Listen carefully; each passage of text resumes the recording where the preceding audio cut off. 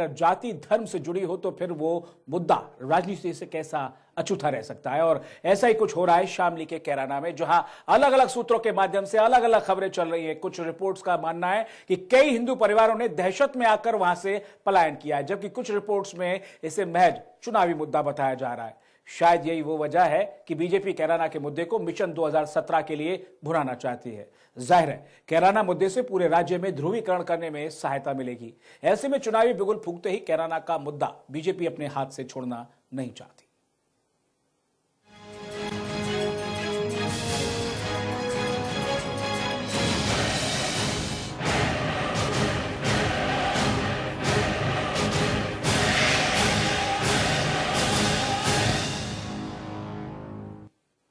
कैराना से हिंदुओं के कथित पलायन विवाद को लेकर आज सरधना से कैराना मार्च करने जा रहे बीजेपी के विधायक संगीत सोम को पुलिस ने रोक दिया, जिसके बाद प्रदेश सरकार को 15 दिन का अल्टीमेटम देकर यूपी का माहौल खराब करने वालों को कड़ी चेतावनी दे डाली।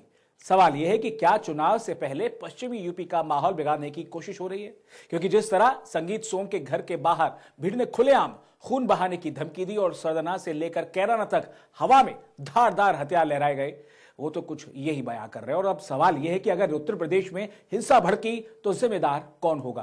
क्या संगीत सोम के खिलाफ कार्रवाई करेगी भारतीय जनता पार्टी, या फिर कैराना में मुजफ्फरनगर पार्ट 2 का इंतजार किया जा रहा है? क्योंकि जिस तरह से प्रदेश में सांप्रदायिक हालात पैदा किए जा रहे हैं वो कुछ ये इशारा कर रहे हैं। सवाल ये भी है, सवाल वो भी है, सवाल तमाम है और आज इन्हीं सवालों के जवाब हम आपसे जानने की कोशिश करेंगे। लेकिन उससे पहले यह खास रिपोर्ट देखिए। क्या यूपी का माहौल बिगाड़ रही है बीजेपी? क्या बीजेपी की शह पर काम कर रहे हैं संगीत सोम? निर्भया यात्रा पर क्यों चुप रहा बीजेपी हाईकमान? अगर हिंसा हुई तो जिम्मेदार कौन? क्या मुजफ्फरनगर 2 का इंतजार कर रही है बीजेपी? जी हां, सवाल इसलिए है कि जिस तरह से बीजेपी की ओर से प्रदेश में एक सांप्रदायिक माहौल बनाने की कोशिश की जा रही है, वो कहां तक जायज है? आप तस्वीरों में उस हुजूम को देख सकते हैं जिसे बीजेपी के विधायक संगीत सोम की ओर से इकट्ठा किया गया। यही नहीं, इस दौरान समर्थकों के हाथ में गड़ासे, लाठी डंडे और हथियार भी देखे गए। हालांकि कैराना को लेकर संगीत सोम की इस निर्भय यात्रा को पुलिस प्रशासन ने बीच में ही रोक दिया, लेकिन कैराना को लेकर ये कैसी सियासत है जो कानून को हाथ में लेने का हक देती है? खैर, संगीत सोम ने पुलिस के दबाव में कदम पीछे तो कर लिए, लेकिन अखिलेश सरकार पर निशाना साधते हुए 15 दिन का अल्टीमेटम जरूर दे दिया। इन निकम्मी प्रशासन ने, निकम्मी सरकार ने आपके बीच तक नहीं आने दिया, क्योंकि ये नहीं चाहते कि पूरे देश में, पूरी दुनिया में इनकी पोल खुले। इसलिए मैंने 15 दिन के अल्टीमेटम के साथ जो लोग वहाँ अपने आप को सुरक्षित महसूस कर रहे हैं उन्हें सुरक्षा देने का, और जो लोग पलायन कर चुके हैं उनकी वापसी का रास्ता तैयार नहीं किया तो 15 दिन बाद हम भारतीय जनता पार्टी के कार्यकर्ता करेंगे। उधर बीजेपी प्रदेश अध्यक्ष केशव प्रसाद मौर्य ने हिंदू परिवारों का पलायन चिंताजनक जरूर बताया, मगर जनाब कुछ ऐसा कह गए जिससे दिमाग में एक अलग ही तस्वीर बन गई।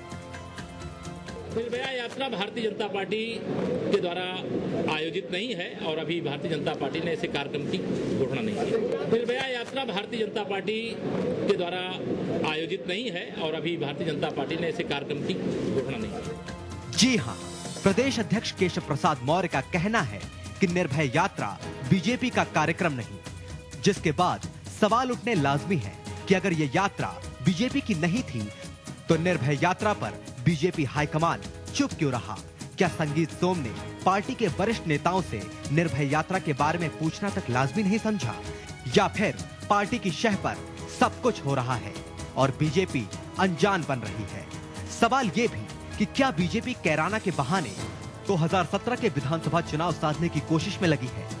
क्योंकि चाहे बिसाहड़ा हो या कैराना, बीजेपी के छुटभैये नेता यूपी की फिजा खराब करने में कोई कोर कसर नहीं छोड़ रहे। हैरानी की बात यह है कि पार्टी हाईकमान ऐसे नेताओं पर बजाय कोई कार्रवाई करने के या तो तमाशबीन बना रहता है या फिर बढ़ावा देता दिख रहा है।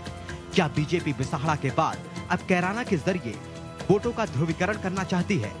2017 विधानसभा चुनाव को हिंदू बनाम मुस्लिम कराना चाहती है?